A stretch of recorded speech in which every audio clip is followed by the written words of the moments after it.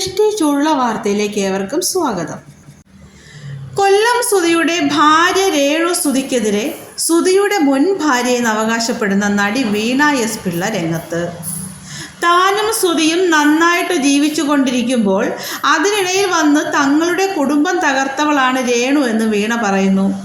രേണുവിൻ്റെ അച്ഛനായ തങ്കച്ചൻ സുധിക്ക് ഒരു സമാധാനവും കൊടുക്കാതിരുന്ന വ്യക്തിയാണെന്നും സുധി മരിക്കുന്നതിന് മുൻപ് തന്നെ നേരിട്ട് കണ്ട് ഒരുപാട് കാര്യങ്ങൾ പറഞ്ഞെന്നും അതിനെല്ലാം ഭർത്താവും സാക്ഷിയായിരുന്നെന്നും വീണ പറയുന്നു. ഞാൻ പറയാൻ പോകുന്ന കാര്യങ്ങൾ എനിക്ക് നെഗറ്റീവായും പോസിറ്റീവായിട്ടും വരുമെന്ന് എനിക്കറിയാം. തമാശ പറയാനായി വന്നതല്ല. എൻ്റെ പേര് വീണ എസ് പിള്ള. ഇതുവരെ എൻ്റെ മുഖം കാണിക്കാത്തത് എന്താണെന്ന് പലരും ചോദിക്കുന്നുണ്ട്. കൊല്ലം സുധിയും ഞാനും തമ്മിൽ എന്താണ് പ്രശ്നമെന്ന് പലരും ചോദിക്കുന്നുണ്ട്. ഞാൻ കൊല്ലം സുധിയുടെ മുൻ ഭാര്യയാണ്. ഒരിക്കലും ഇതൊന്നും ഇങ്ങനെ വന്നു പറയണമെന്ന് ആഗ്രഹിച്ചിരുന്നില്ല. ഞാൻ എൻ്റെ കുടുംബവുമായി മുന്നോട്ട് പോവുകയാണ്. പക്ഷേ രേണു സുധി എന്നെപ്പറ്റി വളരെ മോശമായി സംസാരിക്കുന്നത് കണ്ടപ്പോഴാണ് മുൻപൊരു വോയിസ് മാത്രമായി വന്നത്. സുധിയുടെ മകനും അമ്മയും ചേട്ടനും ചേട്ടത്തിയും മക്കളും ഒക്കെ ഉണ്ടല്ലോ. ഞാൻ എന്തെങ്കിലും പറഞ്ഞിട്ട് അവർക്ക് വിഷമം ഉണ്ടാകേണ്ട എന്ന് കരുതിയാണ് ഞാൻ ഇതുവരെ മിണ്ടാതിരുന്നത്. പക്ഷേ ഈ രേണു സുധി എന്ന വിവരം കെട്ടവൾ എന്നെ നാറ്റിച്ചു. എൻ്റെ പേരും വെളിയിൽ വന്നിട്ടുണ്ട്. ഇനി ഞാൻ ഒന്നും പറയാതിരുന്നിട്ട് കാര്യമില്ല. അതുകൊണ്ടാണ് ഞാനിപ്പോൾ എൻ്റെ ഐഡിയയിൽ ലൈവ് വരുന്നത്. എൻ്റെ മുഖം വിരൂപമായത് കൊണ്ടല്ല ഇതുപോലെ വന്നു പറയാത്തത്. കുറച്ചു മാന്യത ഉള്ളത് കൊണ്ടാണ്. ഞാൻ രേണുവിന് ഒരു ചീത്തപ്പേര് ഉണ്ടാക്കണമെന്ന് കരുതിയിട്ടില്ല. പക്ഷേ പുള്ളിക്കാരി പറഞ്ഞ് അതിര് കടന്നപ്പോൾ എനിക്ക് പറയാതിരിക്കാൻ കഴിയില്ല. ഈ രേണു സുധി എന്ന വ്യക്തി ലോക ഫ്രോഡാണ്. സുധി മരിക്കുന്നതിന് 1 വർഷം മുന്നേ സുധിയുടെ ഒരു കാര്യവും സംസാരിക്കാൻ ഞാൻ രേണുവിനെ ഫേസ്ബുക്കിൽ ബന്ധപ്പെട്ട് സംസാരിച്ചിട്ടുണ്ട്. സുധിയോട് അതൊന്ന് പറയണം എന്ന് പറഞ്ഞു. അന്ന് വളരെ മാന്യമായിട്ടാണ് അവൾ എന്നോട് സംസാരിച്ചത്. പക്ഷേ അവൾ 2 ദിവസം മുൻപ് ഒരു ഇൻ്റർവ്യൂവിൽ പറഞ്ഞത് കണ്ടു. ഞാൻ അവൾക്ക് മെസ്സഞ്ചറിൽ കുണുകുണ മെസ്സേജ് അയച്ചു കൊണ്ടിരിക്കുന്നു. എന്നെക്കുറിച്ച് അവൾക്ക് ഒന്നുമേ അറിയില്ല എന്ന്. അത് പച്ച കള്ളമാണ്. അവൾക്ക് എന്നെ നന്നായി അറിയാം. അവൾ കള്ളം പറയാൻ വേണ്ടി മാത്രമാണ് വായ തുറക്കുന്നത്. ഇവൾ പറയുന്ന കാര്യമൊന്നും ദയവ് ചെയ്ത് ആരും വിശ്വസിക്കരുത്. അവൾക്ക് ആരോടും കടപ്പാടില്ല. ഞാൻ അവളെ കണ്ട് സംസാരിച്ചിട്ടില്ല. പക്ഷേ ഫോൺ ചെയ്ത് സംസാരിച്ചിട്ടുണ്ട്. ആദ്യം മെസ്സേജ് അയച്ചു, പിന്നീട് വിളിച്ചു സംസാരിച്ചു. പിന്നീട് രേണു എന്നോട് പറഞ്ഞ ഒരു കാര്യം, കിച്ചു എന്നെ ആലപ്പുഴ ഒരു കല്യാണത്തിന് കണ്ടിരുന്നു. നിങ്ങൾ കുടുംബമായി എല്ലാവരും ഉള്ളത് കൊണ്ടാണ് വന്ന് സംസാരിക്കാത്തതെന്ന്. ഞാൻ ചോദിച്ചു, അവൻ കാറ്ററിങ്ങിന് പോകുന്നുണ്ടോ? പോക്കറ്റ് മണിക്ക് വേണ്ടി പോകുന്നതാണെന്ന് അവൾ പറഞ്ഞു. പിന്നെ അവൾ പറഞ്ഞു, ഞങ്ങളുടെ ജീവിതം കിച്ചു കാരണം നശിക്കുകയാണ്. സുധിക്ക് കിച്ചുവിനോടാണ് സ്നേഹം. എന്നെ മൈൻഡ് ചെയ്യാറില്ല. സുധി ഫ്രീ ആകുമ്പോൾ എല്ലാം കിച്ചുവിൻ്റെ പിന്നാലെയാണ് എന്നെല്ലാം പറഞ്ഞ് കിച്ചുവിനെ പറ്റി വളരെ മോശമായി സംസാരിച്ചു. ഇതൊന്നും ഞാൻ ഇതുവരെ ആരോടും പറഞ്ഞിട്ടില്ല. രേണുവിൻ്റെ അച്ഛൻ തൂങ്ങിച്ചാകാൻ പോകുന്നു എന്ന് പറഞ്ഞ് ഇന്നലെ ഒരാൾ വീഡിയോ ഇട്ടിട്ടുണ്ടായിരുന്നു. അതിന് കാരണം എന്താണെന്ന് എനിക്കറിയാം. അത് എൻ്റെ ഫോണിലുണ്ട്. പക്ഷേ അതൊന്നും ഞാൻ പുറത്തു വിടുന്നില്ല.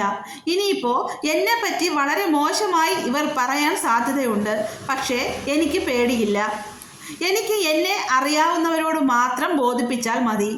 ഞാൻ സുധിയുമായി ഒരുമിച്ച് ജീവിക്കുന്ന സമയത്താണ് ഈ രേണു സുധിക്ക് മെസ്സേജ് അയക്കുകയും അത് ഞാൻ കാണാൻ ഇടയാവുകയും ചെയ്തത്. ഡിസംബർ 15-നാണ് ഞാൻ ഇവരുടെ മെസ്സേജ് ആദ്യമായി പിടിക്കുന്നത്. അതിൻ്റെ അടുത്ത വർഷം ഞങ്ങൾ വേർപിരിഞ്ഞു. അന്നേ സുധി എൻ്റെ മനസ്സിൽ നിന്നും ജീവിതത്തിൽ നിന്നും മരിച്ച ആളാണ്. ഞാൻ അവൾക്ക് കുണുകുണ മെസ്സേജ് അയക്കുന്നു എന്ന് അവൾ പറഞ്ഞു. പക്ഷേ നിങ്ങൾ ഒന്ന് മനസ്സിലാക്കണം. നന്നായി പോയിക്കൊണ്ടിരിക്കുന്ന ഒരു കുടുംബം അടിച്ചു തകർത്ത ഒരാൾക്ക് നമ്മൾ വീണ്ടും വീണ്ടും മെസ്സേജ് അയച്ചു കൊണ്ടിരിക്കുമോ? അവിടെ നിന്ന് പോയത് കണ്ട് എനിക്കൊരു നഷ്ടവും ഉണ്ടായില്ല. കാരണം ഞാനിപ്പോൾ നന്നായി ജീവിക്കുന്നു. അന്നെൻ്റെ കരിയർ വരെ മോശമായി. അതെല്ലാം ഇപ്പോൾ ഞാൻ തിരിച്ചു പിടിച്ചു. അതിലൊന്നും എനിക്ക് സങ്കടമില്ല. കോടതിയിൽ വെച്ച് പിരിഞ്ഞപ്പോൾ തന്നെ സുധി എനിക്ക് മരിച്ചു കഴിഞ്ഞു. ഞങ്ങൾ പിരിഞ്ഞപ്പോൾ ഇതിനെപ്പറ്റി ആരോടും സംസാരിക്കില്ല എന്നൊരു ധാരണ ഞങ്ങൾക്ക് 2 പേർക്കും ഉണ്ടായിരുന്നു. അത് ഞങ്ങൾ രണ്ടും പാലിച്ചിട്ടുണ്ട്. ഞാൻ ആർക്കും ഒരു ബുദ്ധിമുട്ടും ഉണ്ടാക്കിയിട്ടില്ല. അവൾ പറഞ്ഞ ഒരു കാര്യമുണ്ട്. ഈ പറയുന്ന സ്ത്രീക്ക് ശ്രുതിയിൽ മക്കളൊന്നുമില്ലല്ലോ എന്ന്. ഒരാളെ വിവാഹം കഴിക്കുന്നത് മക്കൾ ഉണ്ടാകാൻ മാത്രമാണോ? വിവരം കെട്ട കാര്യം മാത്രമാണ് അവൾ പറഞ്ഞുകൊണ്ടിരിക്കുന്നത്. എൻ്റെ സ്ത്രീത്വത്തെ തന്നെ ചോദ്യം ചെയ്തതുകൊണ്ടാണ് ഞാൻ പോലീസിൽ പരാതി പറഞ്ഞത്. മരിച്ച ഒരാളെ പറ്റി കുറ്റം പറയാൻ എനിക്ക് താല്പര്യമില്ല. കുറേ ആളുകൾ പറയുകയുണ്ടായി, കിച്ചുവിന് ഞാൻ ഭക്ഷണം കൊടുത്തിട്ടില്ല എന്നൊക്കെ. കിച്ചു എന്ന മകൻ എൻ്റെ കൂടെ അല്ല നിന്നത്, അവൻ്റെ അച്ഛൻ്റെ വീട്ടിലാണ് നിന്നത്. എനിക്ക് അവനെ നോക്കേണ്ട അവസരം ഉണ്ടായിട്ടില്ല. അവനെ ഇടയ്ക്ക് കാണാറും സംസാരിക്കാറും ഉണ്ടായിരുന്നു. ഇപ്പോൾ ഒരുപാട് വർഷങ്ങളായി അവനെ കണ്ടിട്ട്. ഞാനും ശ്രുതിയും നല്ല തിരക്കുള്ള ആർട്ടിസ്റ്റുകളായിരുന്നു. അതുകൊണ്ട് എനിക്ക് അവനെ ശ്രദ്ധിക്കാനുള്ള സമയം കിട്ടിയിട്ടില്ല. കാവനാട് പോലീസ് സ്റ്റേഷനിൽ ഒരു പരാതി കൊടുത്തിട്ടുണ്ട്. നന്നായിട്ട് പോയിക്കൊണ്ടിരുന്നു. ഒരു കുടുംബത്തെ അടിച്ചു തകർത്തവൾക്ക് നമ്മൾ പിന്നെയും മെസ്സേജ് അയച്ചു കൊണ്ടിരിക്കുമോ? ഈ രേണുവിൻ്റെ അച്ഛൻ തങ്കച്ചൻ ശ്രുതിയെ കുറേ കഷ്ടപ്പെടുത്തിയിട്ടുണ്ട്. അതൊക്കെ എനിക്കറിയാം. ശ്രുതിച്ചേട്ടൻ മരിക്കുന്നതിന് മുൻപ് ഞാൻ ശ്രുതിച്ചേട്ടനെ കണ്ടിരുന്നു. മെയ് 20-ാം തീയതിയാണ് ഞാൻ അദ്ദേഹത്തെ കാണുന്നത്. അന്നും എന്നോട് കുറേ കാര്യങ്ങൾ പറഞ്ഞു. അതൊന്നും ഇപ്പോൾ ഞാൻ പറയുന്നില്ല. അത് തെളിയിക്കാൻ ഇപ്പോൾ ശ്രുതി ജീവിച്ചിരിപ്പില്ല. പക്ഷേ എൻ്റെ ഭർത്താവിന് അറിയാം. അദ്ദേഹം ശ്രുതിച്ചേട്ടനെ കണ്ടിരുന്നു. അന്ന് കുറേ ഞങ്ങൾ സംസാരിച്ചു. അത് എന്നോടൊപ്പമുള്ള ആളുകൾക്കറിയാം. അവസാനമായി അന്ന് കാണാൻ കഴിഞ്ഞു. പിന്നെ ഞാൻ അറിയുന്നത് ശ്രുതി മരിച്ചു എന്നതാണ്.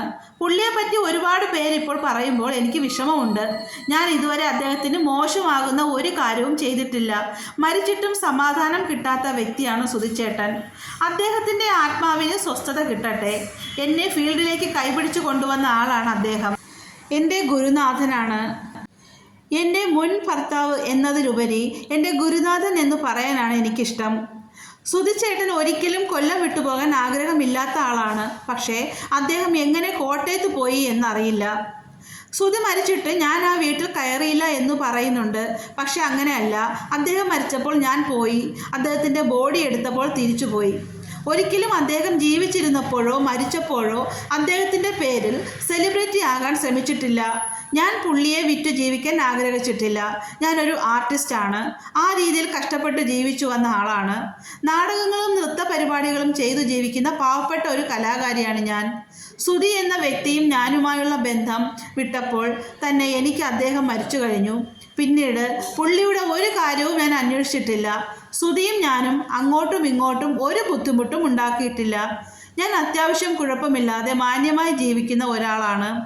ഇതുകൂടി എനിക്ക് എടുത്ത് തലയിൽ വയ്ക്കേണ്ട കാര്യമില്ല.